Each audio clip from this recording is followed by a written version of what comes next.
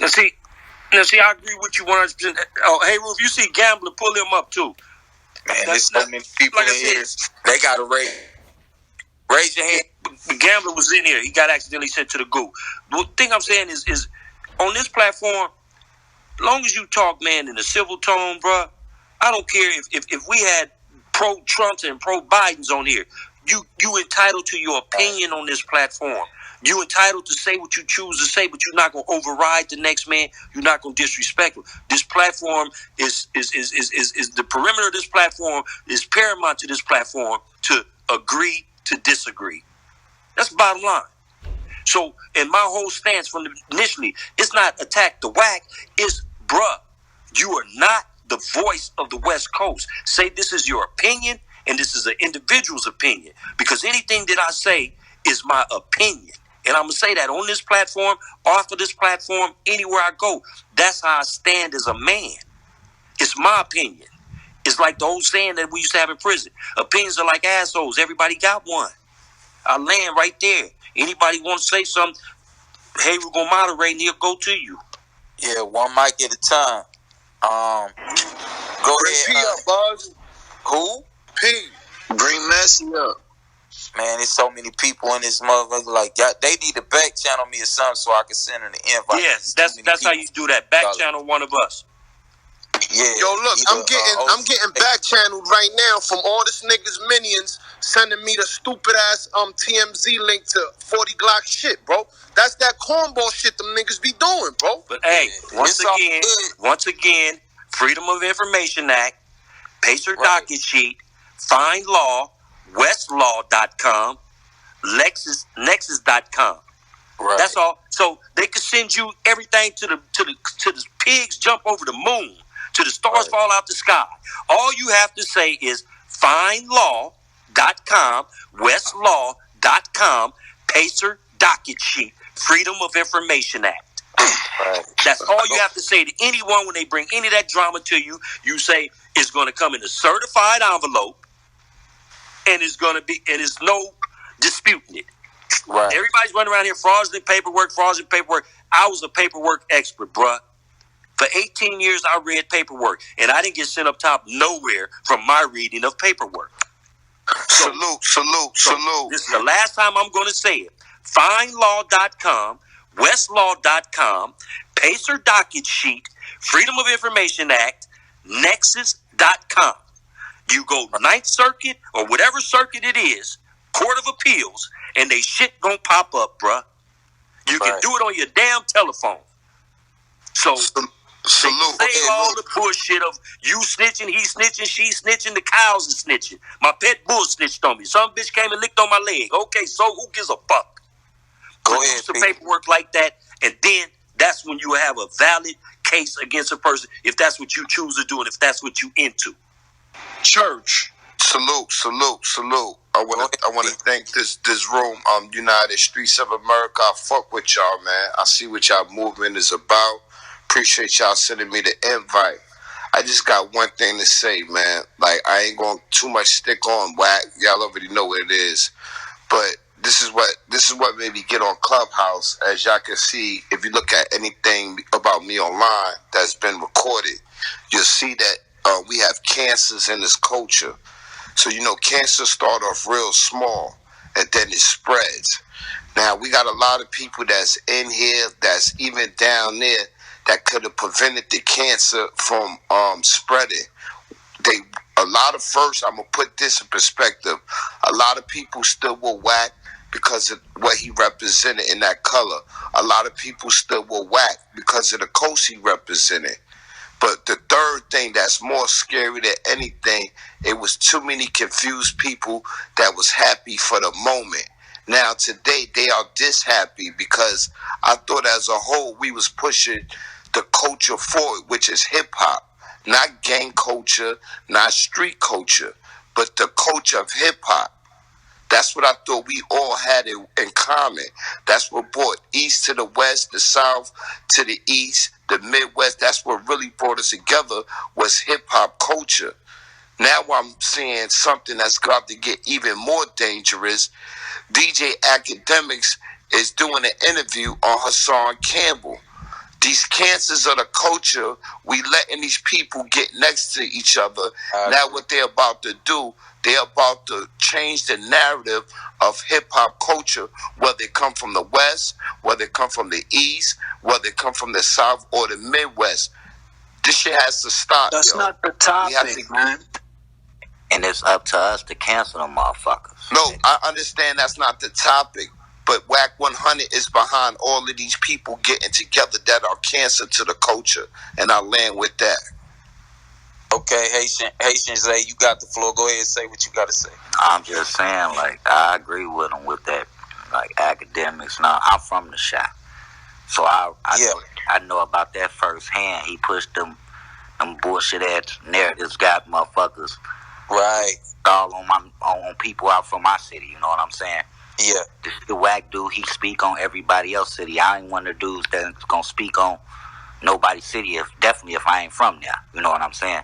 Right. I know how my people from the shot get down. That's a dangerous ball game he playing with. You know what I'm saying? That's a dangerous ball game. You know. Then he just on one instance he come off like he empowering and for the people, for the culture, but then at the same time you putting down your people. You know what I'm saying? That's fuckboy shit. I agree. Yeah. I agree. And one thing I say about it too is I see he tread lightly around certain shit when he be talking about Chicago. You know, and you know we all watch like this shit happen. And that's why this shit's so scary to me. Some of the stuff that be going on, because I was like tripping. I was looking at the situation. And I'm like, damn, this dude academics really talking about murders. He really talking about bodies. You know what I'm saying? Then you see these young boys going live on Instagram, and they like, where y'all niggas at? What the fuck going on? And you know, the next thing you know, you find out this dude dead. Yeah, you know, yeah. That shit ugly, bro. Go ahead. You were saying something. My bad. No, I'm done. I'm listening. Yeah. You know E from Chicago. LEP. Yes, sir. Eric Jones. That's my people. Okay. Yeah. Ask E about Bread from Atlanta. Just another thing. Just like he brought, this is public records. He brought about DJ K Slade. Beloved is still on his deathbed. The things that he said about a so-called friend was some of the most disrespectful things I ever heard that a man could say about a man that said that's his friend. The man is on his deathbed, and you sitting up in there throwing that man under the bus like that, man. Y'all gotta stay woke, man. That's all I'ma say, man.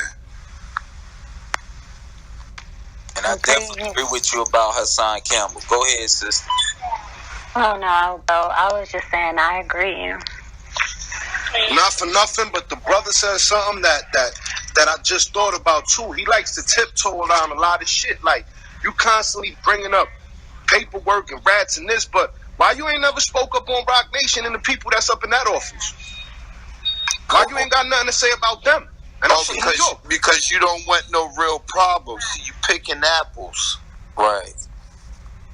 I ain't got no problem saying it. We all know everybody in this industry is very aware of that situation. That the reason why he don't touch that, because remember when I did the theme about who's hip hop royalty, he didn't want to mention Jay Prince's name or Jay-Z. They already told him, they camp already told him, act like our name tastes like shit in your mouth. That's why he won't mention them brothers.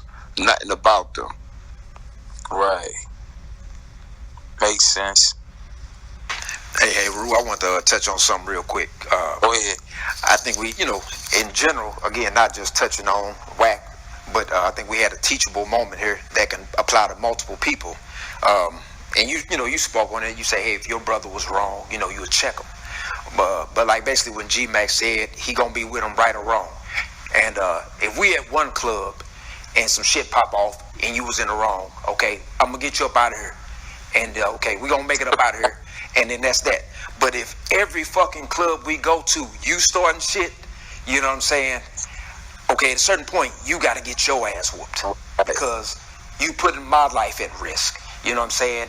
And then One thing that, youngsters need to keep in mind is that you could be benching 315 or 405 or whatever, right? But is your grandma benching 315 or 405? Or do your mama got the Draco in the car with her? So when you the common denominator in multiple conflicts, at a certain point, I can't back you, because now you putting our other loved ones at risk. Like I say, they may not run up on you, but they may snatch your daughter, or they may knock your son head the fuck off. And that has nothing to do with being from a certain city or one part of town. Dead is dead in Milwaukee, dead is dead in Florida, dead is dead wherever, right? Right. And so, and I think that what's happening is, because all this shit is online, I think it's grown beyond certain territories. Or I'm from New York. The drama is the drama. It's in everybody's lap. You know what I'm saying? So it don't really matter where the fuck you from. Once the disrespect happens or the threats start coming, all that don't even matter. You know what I'm saying? And you gonna do what you gonna do no matter where you at. But basically, I was just to land my plane. I just feel that it was a teachable moment, and if somebody does play this back again, not even touching specifically on Wack or GMAC, but just that mentality that we've all had, that hey, I'm gonna be with my people right or wrong, and it sounds good. It sounds. That's all it do. It sound good. Yeah. You're not really with them. But like I say, but when the motherfucker gotta go bury their mama because they brother always in some shit, then it's like, God damn, I could have just checked this nigga. You know what I'm saying? And my it's just like I'm saying, brother, the cancer, man. Yeah. Is they really a cancer in the culture, or you just saying that now because you ain't gaining nothing from it? Yeah. He's been a cancer to the culture. He's gonna continue to be a cancer to the culture. And before you know it, if you keep letting him go about this antics, he's gonna kill the culture. And I land with that. Yeah, and like say, youngsters that, I think a young man recently, within the past year or two, had pissed on somebody's gravesite, made a video, then they shot up his car at McDonald's, got his daughter killed. So I just want to, when they play this back, like I say, this ain't a message to Wack or GMAC. Again, that ain't my business. I'm just saying a general lesson that can help the community as a whole is be wise when you choose to back your people on all they bullshit all the time. You know what I'm saying?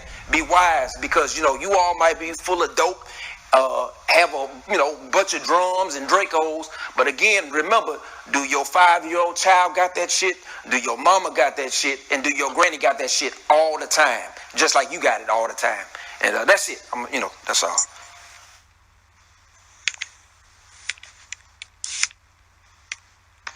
I agree. I definitely agree. It's open mic. I'm gonna bring some of the people up right off real quick. But what I want to say to the people who may be picking a side or may be feeling some type of way about what's being conveyed, me and my big homie OG Brady, we the ones that went to Texas. Me and him with a camera and was talking to people all over Fort Worth, Dallas area about the bullshit that Charleston White was doing. Because what Brady said was, in his 18-year-old mind, 17-year-old mind, he know what could have potentially happened if a kid from Texas went out to L.A. and had something on that was representative of Texas or whatever, and got caught on Crenshaw, got caught on Slauson, or got caught somewhere in one of them neighborhoods that Charleston White had disrespected and said some of the things that he said. That could have been a 16-year-old. Salute, brother. Yeah, that could have been a 16-year-old, 17-year-old honor student that got his head blown off because of some bullshit that a sucker said online. And I ain't even saying Wack100 a sucker or none of that. What I'm saying is that, especially for those who are older, who have a street background, we know how shit could turn out. So when it's all said and done, we got to be mindful of that shit, and we got to be mindful of the environment that we actually in, because this generation, they killing for nothing. Yeah. And let me interject, hey, Ru. Go ahead, bro. Words ain't value neutral, man. When that brother was dissing the Rolling 60s, and he was saying all this madness about the Rolling 60s and Nip, Nip has so many followers and still have a lot of followers. I dig his blueprint of what he did for the community, the architectural blueprint that he put down on things and coding programs and so forth. It should be emulated by brothers everywhere, nationwide, and sheroes. You dig what I'm saying? But the thing was, when dude was dissing it, my analogy was this. In my 16-year-old head, if I was from that section and a cat came on world-renowned Crenshaw on a Sunday night in a Texas Longhorn jersey, my 16-year-old me, the former me, would have pushed up on like, where you from, homie? And he was like, I ain't from nowhere. Where you from, homie? I'm from Texas. I would have knocked his noodles off. I would have went back to the homies and said, I got one, because that clown said can't nobody from our section go to Texas, and can't nobody from, so since the Texas came here. So that was my thing when me and Hayru, we jumped on a plane and went straight to Texas and hit the streets, 1,000 miles of running, and asking people, is this how you feel? But the man of the street. And it's the same thing with the brothers from New York. And it's the same thing. Okay, you putting this out here on these New Yorkers, man. And you jeopardizing people's lives. And you making it seem like, you got us on your back against New York. It's not that. So anybody that come up here that he pulls up right now, you entitled to your opinion. You're entitled to say what you want to say. But remember, words are not value neutral. Do not get to fuck them dudes and F this and F that. That's not what this platform is about. So with that being said, I land. You're welcome to have your opinion because we agree to disagree on this panel. And before I bring the people who got their hands up, Big Dog came on and he ain't never get a chance to say what he was going to say. He had his hand up earlier. So you can go ahead and interject whatever it is you want to interject, brother. All right, yeah. So what I wanted to say is, I was born and raised in Pacoima. Rambo, my big homie. And back in the day when we was growing up, the bullshit that he pulled now, they would put our paws on them. Big homies would put our paws on us. And what I don't like about what Wack be doing is, you from the West Coast, so you have no right to speak on what's going on the East Coast because you're not from there, so you don't know how they living and how they gangs are regulated out there because you was born in Pacoima and raised in Pacoima.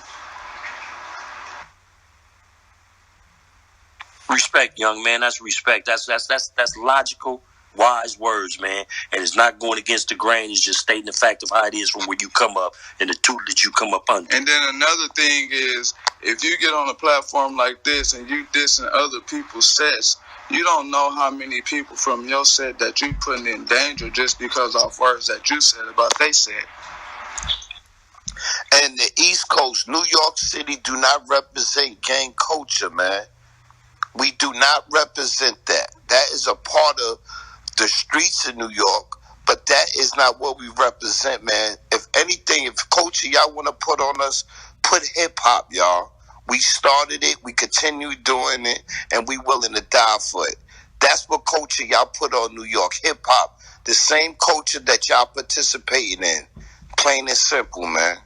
Little humor. You had to rub it in our face, huh? We started it, huh? That's a little humor, bro. No, I'm just being... No, I say that with humor, bro, because it's the truth. No, it's all love, but if any culture overall...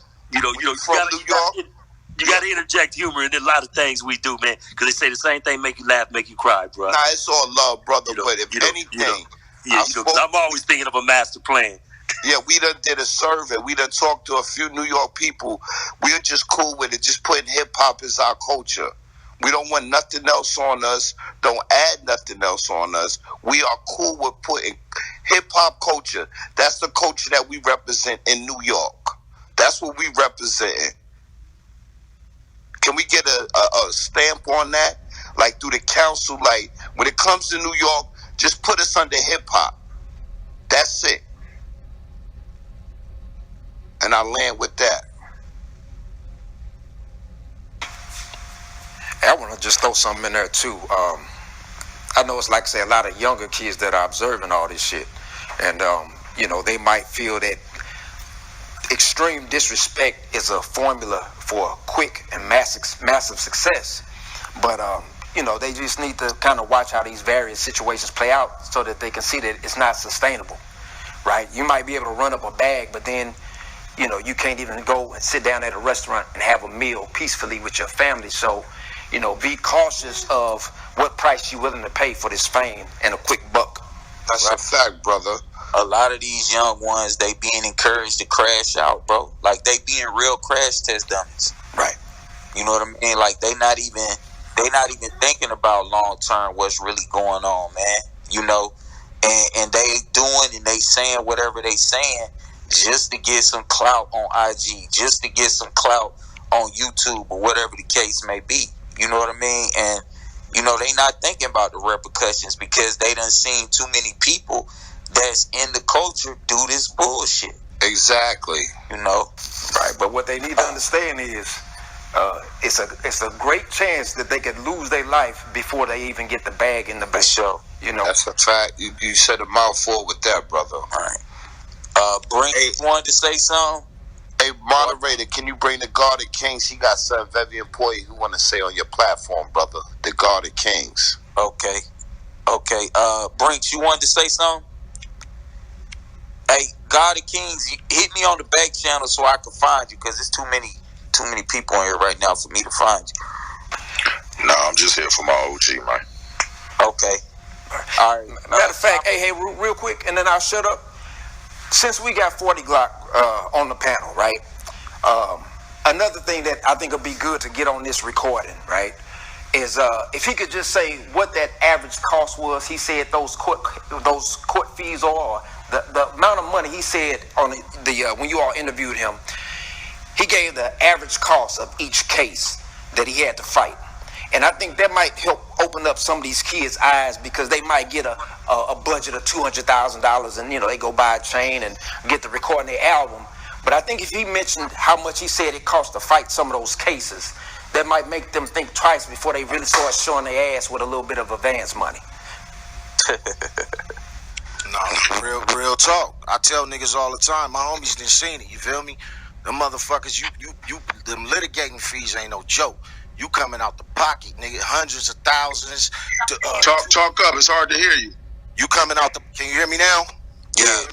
Yeah, so, like, you coming out the pocket, hundreds of thousands, you know what I'm saying? 50,000 bills, 100,000 bills, $300,000 bills, $1 million bills. Nigga done had $1.5, $1.8 million bills. You feel me? You coming out... You going lower. But if you can hear me, you coming out the pocket to get those... to pay for those litigating fees, the lawyers. And when you want to win a case and you looking for that top lawyer, you gonna go try to get the best. They not taking no punk ass $20,000. They might take that as a deposit, you feel me? But they gonna want their bread. So you gotta be mindful of that. You know what I'm saying? That's why with a lot of the riffraff, you gotta remember that them budgets can deplete quick. That's what niggas don't know. You feel me? Exactly. Real talk, that shit costs. Yeah, I just thought it would be helpful for them to hear somebody that they know that's been in the business, that didn't touch the money, and that might help somebody save their life or their freedom. Real talk. Yeah, CPT Princess, you wanted to say something? No, I'm just listening for right now. Okay, for sure, sis. I'm still trying to find the one brother in the audience. I don't see him. The Guarded King. He's on the I'm gonna tell you what row he's on. I don't know if you could give me the moderator. I'll bring him up and I give it back, bro. But he's right here, like the second stage, at least 1, 2, 3. That's you, Pete, talking? Yes, sir. Okay, here. Go ahead, bring him up. All right. Yeah. While he bringing him up, I want to say this too. I was on a few nights ago, or maybe last week, and I saw Brydog was in a room, you know, and there was a bunch of silliness going on, you know what I'm saying? And when he finished talking, you know what I'm saying, it was silent, you know what I'm saying? Like I don't know, like Farrakhan had spoke to him, you know what I'm saying? Knock it off. Yeah. Hey, I'm going to just keep it 100, because there was a lot of silly shit going on.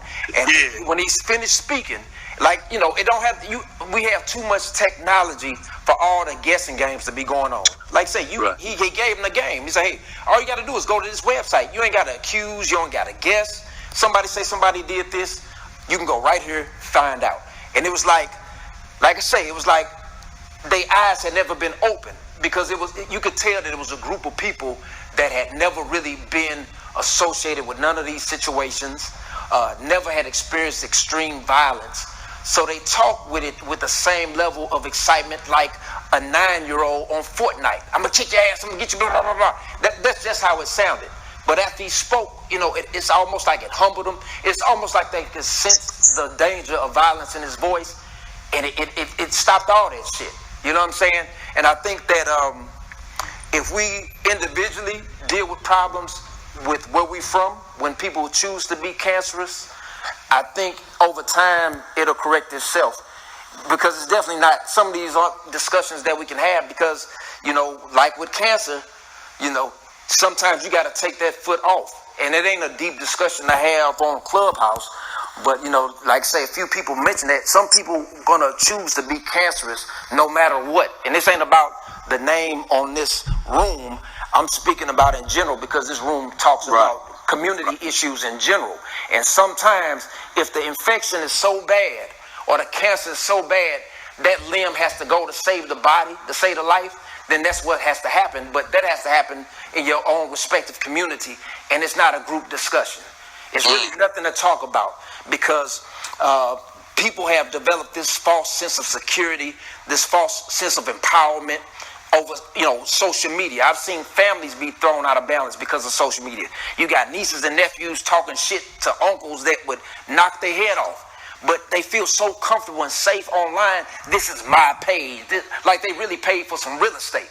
So I think that at the end of the day, there's going to be a little bit of violence until there's a whole lot of respect. To keep it simple. And it don't matter where you're from. It ain't really much to say on this room, but to improve our community as a whole. We all know who has the means and ability to do what that would take. And it's not really something to talk about. It's nothing to talk about. If you're really that passionate about it, you'll do whatever you feel is right when you cross that cancer. That's all. I'm landing. Hey, and to say one more thing, this is Big Dog talking. I'm 36, so I know it's a lot of y'all in here older than me. But y'all motivating me to teach the younger black man that's under me on how to dilate and talk to other people and not to take disrespect. Because you never know what can happen to anybody in this world just off of one little piece of thing that somebody can say. And you know what? I'm going to piggyback real quick and then let you get to the guy, bro. You know what, Big Dog? That's our mission, man. Right. If you